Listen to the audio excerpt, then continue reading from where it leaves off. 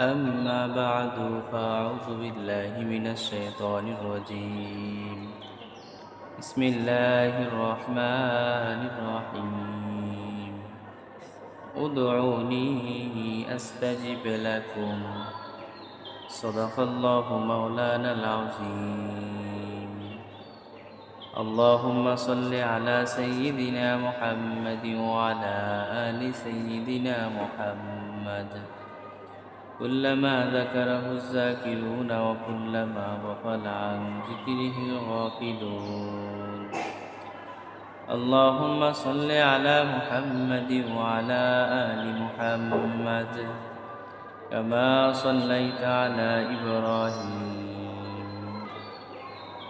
وعلى آل إبراهيم إنك حميد مجيد اللهم بارك على محمد وعلى آل محمد كما باركت على إبراهيم وعلى آل إبراهيم إنك حميد مجيد سبحانك لا علم لنا إلا ما علمتنا إنك أنت العليم الحكيم আলহামদুলিল্লাহ রব্বুল আলমিনের কাছে অসংখ্য গণিত শুকরিয়া যে আল্লাহ রব্বুল আলমিন আমাকে আপনাকে ভালো রাখছেন, এর জন্য বলি আলহামদুলিল্লাহ।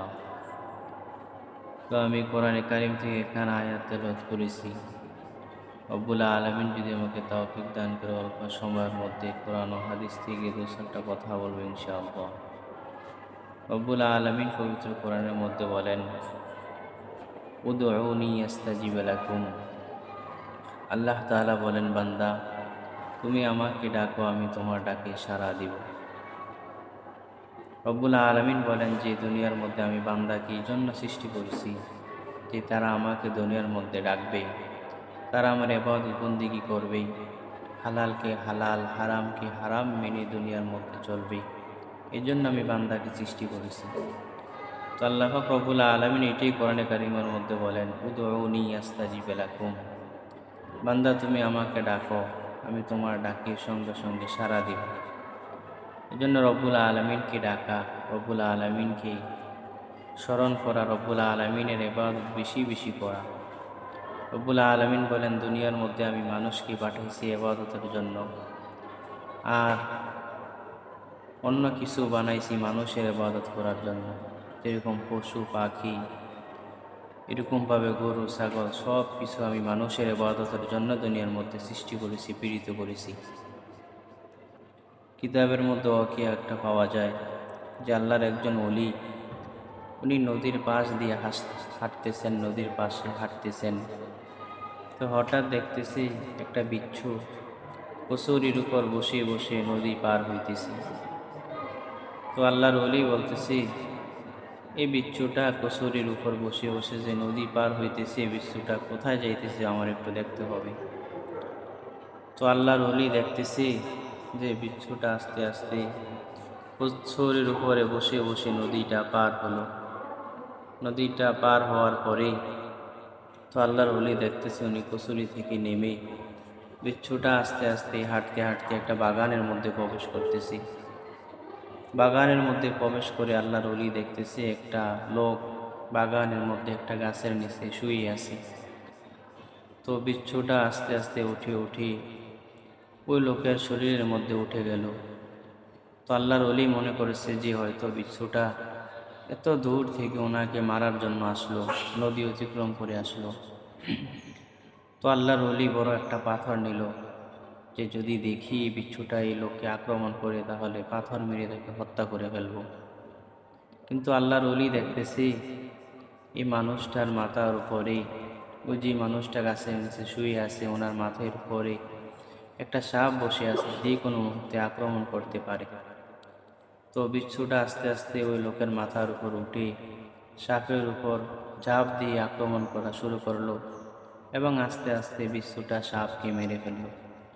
তো আল্লাহর ওলির তখন মনের মধ্যে একটা চিন্তা আসলো, ভাবনা আসলো যে রব্বুল আলামিন যে বলেছে মানুষকে দুনিয়ার মধ্যে ইবাদত করার জন্য সৃষ্টি করেছেন, আর দুনিয়ার মধ্যে যা কিছু রব্বুল আলামিন সৃষ্টি করেছেন সব কিছু মানুষের ইবাদতের জন্য সৃষ্টি করেছেন, মানুষের গোলামি করার জন্য সৃষ্টি করেছেন। এটা সত্য কথা। কারণ আমি এই বিশ্বকে দেখছি নদীর ওই পার থেকে একটা কচুরির উপর বাঁচতে বাঁচতে এই পার আসতে আস্তে আস্তে আস্তে আস্তে লোকের নিকট আসলো এবং লোককে বাঁচানোর জন্য সাপকে উনি আক্রমণ করা শুরু করলো। তো আল্লাহ রব্বুল আলামিন একটা বিশ্বর মাধ্যমে এই লোকটাকে হেফাজত করছেন, বিশ্বর মাধ্যমে আল্লাহ রব্বুল আলামিন এই লোকটাকে সাহায্য করছেন। তো আল্লাহ রব্বুল আলামিন যেন বলেন, বান্দা তোমাকে তো আমি দুনিয়ার মধ্যে পাঠাইছি ইবাদতের জন্য, আর দুনিয়া দু চোখের সামনে তুমি যা কিছু দেখো, গাছপালা, পশু পাখি ইত্যাদি সব কিছু বানাইছি তোমার ইবাদত করার জন্য। ওগুলা তোমার ইবাদত করবে, তোমার বন্দিগি করবে। দেখো একটা গরু, উনি ওনার জীবনকে বিলীন করে দেয় তোমার জন্য, তুমি গরু গোশত খাইতে পারো। একটা মুরগি, সে তার জীবনকে বিলীন করে দেয় তোমার জন্য। একটা ছাগল, একটা দুম্বা, একটা মহিষ, সে তার জীবনকে বিলীন করে দেয় তোমার জন্য। আর আমি আল্লাহ রব্বুল আলামিন তাদেরকে অনুমতি দিয়েছি যে তোমরা আমার উম্মতের জন্য তোমাদের এরকমভাবে জানকে কোরবানি করে দিবা। তারা যখন তোমাদেরকে খাইতে চায় বা কাজ করাইতে চায় বা যে কোনো অবস্থায় তোমাদের জানকে তাদের জন্য বিলীন করে দিবা। তো আল্লাহ পাক বলেন যে বান্দা করবে আমার ইবাদত, আর দুনিয়ার মধ্যে সমস্ত জাতি এরকমভাবে গাছপালা, গরু ছাগল সব কিছু করবে বান্দার ইবাদত। জন্য আমরা রব্বুল আলামিনের উপর বেশি বেশি ইবাদত বন্দেগী করা, রব্বুল আলামিনকে ডাকা। কিতাবের মধ্যে একটা ওয়াকিয়া পাওয়া যায় যে আল্লাহর একজন বড় ওলি ছিল, আল্লাহর একজন বড় ওলি ছিল আবু আম্মার রহমাতুল্লাহ আলাই। তো উনি একবার ওনার ঘরের কাজ করার জন্য উনি বাজারে গেলেন একজন মিস্ত্রি আনার জন্য।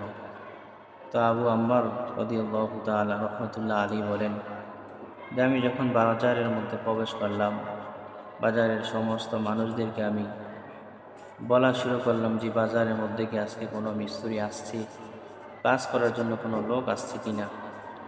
তো একজন লোক এলান করতেছে, হ্যাঁ, একটা লোক বাজারের ওই কোণার মধ্যে বসে আছে। সে যখন কাজ পায় তখন কাজ করে, আর বাকি সময় সে বসে বসে কোরআন তেলাওয়াত করে। তো আবু আম্মার ওনার কাছে গেলেন, গিয়ে বলতেছেন, ভাই, আমার বাড়িতে কিছু কাজ আছে, তুমি আমার কাজটা একটু করে দিবা, চলো। তো আবু আম্মার এই কথা শুনে ওই লোক বলতেছে, ভাই, আমি আপনার কাজ করবো, একটা শর্ত আছে, ওটা হলো আজকে বাজারের মূল্য হলো, বাজারের রেট হলো 2 টাকা, আপনি আমাকে দিবেন 1 টাকা। আরেকটা শর্ত হলো যখন আজান হবে, আজানের আগে আগে আমি কিন্তু কাজ ছেড়ে দিব। এই 2টা শর্ত যদি আপনি মানতে পারেন তাহলে আপনি আমাকে কাজের জন্য নেন, কোনো সমস্যা নাই। আবু আম্মার বলতেছে, আচ্ছা সমস্যা নেই, চলো তুমি আমার সাথে কাজ করবা, আমার বাড়িতে কাজ করবা, চলো। আবু আম্মার যখন এই লোককে বাড়িতে নিয়ে গেলেন, আবু আম্মারের সমস্ত কাজ উনি করে দিলেন এবং নামাজের আজানের আগে উনি কাজ ছেড়ে দিয়ে উনি নামাজ অজু টজু করে আজানের পরে নামাজ পড়লেন। তো আবু আম্মার ওনাকে বলতেছেন যে বাজারের রেট তো আজকে 2 টাকা, তুমি কেন 1 টাকা নিলে আমার থেকে? ওই লোক বলতেছেন, দেখেন, আল্লাহ পাক রব্বুল আলামিন তো আমাকে দুনিয়ার মধ্যে পাঠাইছেন রব্বুল আলামিনের ইবাদত করার জন্য। তো আমি যদি সারাদিন আমারই কাজ করি, আমার মালিক তো আমাকে পাঠাইছেন মালিকের কাজ করার জন্য, আমি যদি মালিকের কাজ না করি তাহলে তো মালিক রাগ করবে। এজন্য আমি সব সময় দৈনন্দিন যখনই কাজ পাই তখন আমার মালিক থেকে আমি কিছু টাকা কম নেই, কিন্তু যিনি আমার মালিক ওনার কাজটা আমি পরিপূর্ণ রাখি, ঠিক রাখি। এজন্য রব্বুল আলামিন বলেন যে যখন তুমি রব্বুল আলামিনের প্রতি বিশ্বাস রাখবা, রব্বুল আলামিনের ইবাদত করবা, আমি আল্লাহ তাআলা তোমাকে যখন যেটা দরকার সব কিছু ব্যবস্থা করে দিব, এবং তোমার যখনই কোনো সাহায্যের প্রয়োজন হয় আমি সব কিছু তোমাকে দিয়ে দিব। কিতাবের মধ্যে আসছি যে কেউ যদি কদর করি, কেউ যদি নিয়ামতের শুকরিয়া আদায় করে, আল্লাহ তাআলা যে তাকে বাড়িয়ে দেয়। কেউ যদি রব্বুল আলামিনের ইবাদত করি, আল্লাহ তাআলা যে তাকে ধন সম্পদ বাড়িয়ে দেয়। অথবা ছেলে সন্তানের মধ্যে আল্লাহ তাআলা বরকত দেয়, এটার একটা প্রমাণ কিতাবের মধ্যে আনা হয়েছে। যা আমের বিন আনাস রাদিয়াল্লাহু তাআলা আনহু, ওনার বাড়ি হলো মদিনায়। আমের বিন আনাস, তো ওনার মা বাবা ওনাকে ধরে একটা মেয়েকে পছন্দ করে ওনার মা বাবা ওনাকে বিবাহ করিয়ে দিল।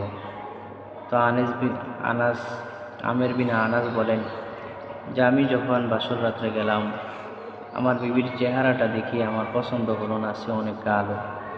তো আমার বিবিকে দেখে আমি অনেক রাগ করলাম। তো আমার বিবি আমাকে বলতেছেন, আমের বিন আনাস, হে আমার স্বামী, বরকত যদি থাকে, রহমত যদি থাকে, আল্লাহ তাআলা আমার মধ্যেই, কালো মানুষের মধ্যেই বরকত রেখে দিয়েছে, রহমত রেখে দিয়েছে। তুমি একটু ধৈর্য ধারণ করো, আমাকে গ্রহণ করে নাও। কিতাবের মধ্যে পাওয়া যায় আমের বিন আনাস কষ্টে মষ্টে রাতটা কাটিয়ে উনি বাড়ি থেকে চলে গেলেন। 20 বছর উনি বাড়ি ত্যাগ করে বাড়ির বাহিরে ছিলেন। 20 বছর পরে আমের বিন আনাস বলেন যে আমার যখন বাড়ির কথা মনে হলো, বাড়ির কথা আমার মনের মধ্যে এলকা হলো, আমি আবার বাড়ির উদ্দেশ্যে রওনা করলাম। তো রাস্তার মধ্যে একটা মসজিদ পেলাম। মসজিদের মধ্যে নামাজের সময় হলে আমি নামাজ পড়লাম, এবং নামাজের পরে দেখি একটা হুজুর যুবক, উনি নামাজের পরে কিছু মুসল্লিদেরকে নিয়ে বয়ান করতেছে, নসিহত করতেছে। তো আমের বিন আনাস বলেন আমি যখন একটু নামাজের পরে বয়ানের মধ্যে বসলাম, বয়ানটা আমার খুব ভালো লাগলো। আমি হুজুরের বয়ানটা শুনতে লাগলাম আর বলতে লাগলাম, মনে মনে ধারণা করতে লাগলাম যে আল্লাহ পাক রব্বুল আলামিন এই যুবককে যে ঘরের মধ্যে পাঠাইছে ওই ঘর তো ধন্য, এই যুবকের বাবা মা ধন্য।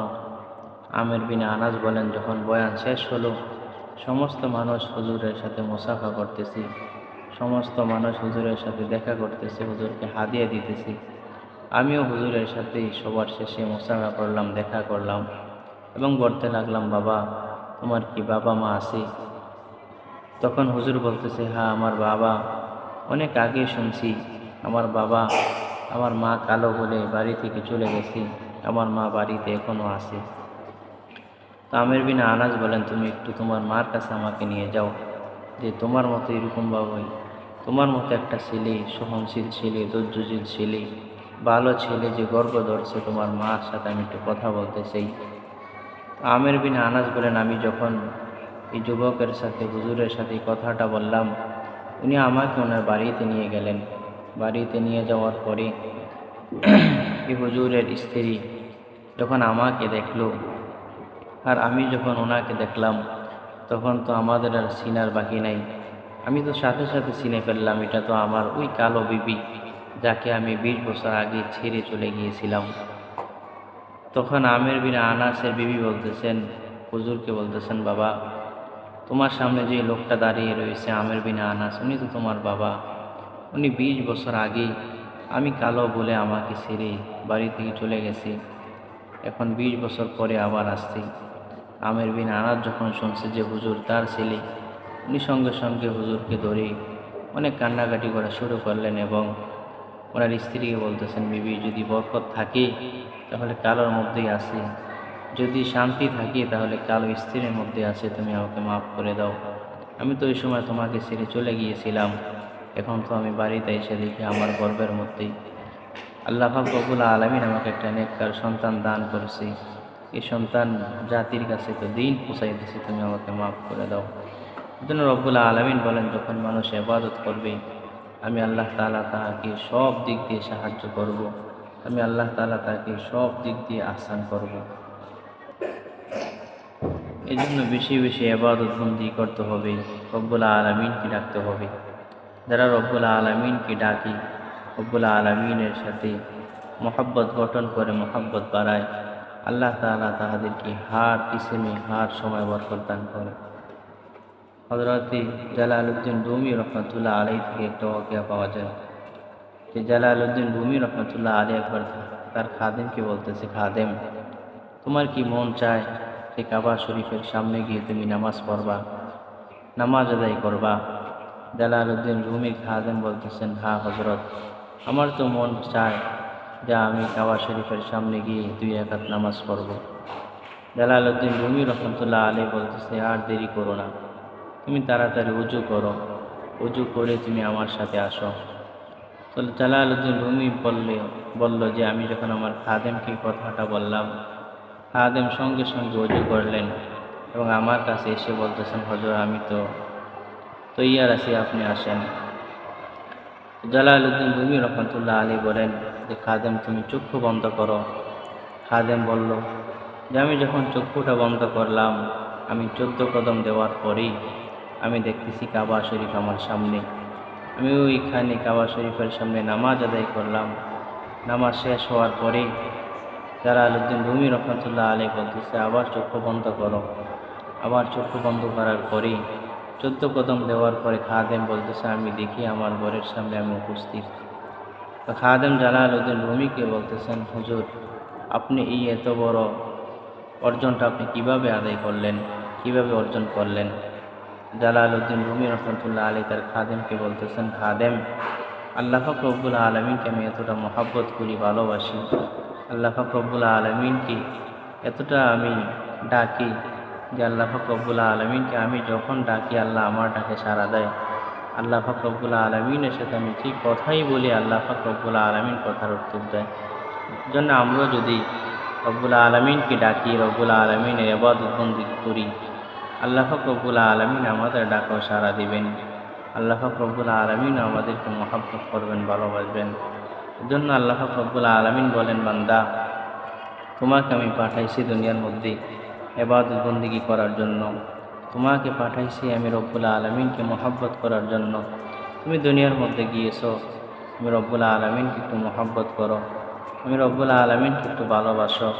যখন আমাকে মহাব্বত করবা, ভালোবাসবা, আমি আল্লাহ পাক রব্বুল আলমিন তোমার যখন যেইটা দরকার হবে, আমি আল্লাহ পাক রব্বুল আলমিন তোমাকে সেইটাই ব্যবস্থা করে দেব। জন্য আল্লাহ পাক রব্বুল আলমিন আমাদের সবাইকে দুনিয়ার মধ্যে রব্বুল আলমিনের ইবাদত বেশি বেশি করার তৌফিক দান করুক বলি আমিন। এবং রব্বুল আলমিন যে বলেছে যে আল্লাহ পাক রব্বুল আলমিনকে ডাকলে আল্লাহ পাক রব্বুল আলমিন আমাদের ডাকে সাড়া দিবে। আল্লাহ পাক সবাইকে আল্লাহকে ডাকার তৌফিক দান করুক বলি আমিন এবং বেশি বেশি ইবাদত করার তৌফিক দান করুক বলি আমিন। ওয়া আখিরু দাওয়ানা আলহামদুলিল্লাহি রাব্বিল আলামিন।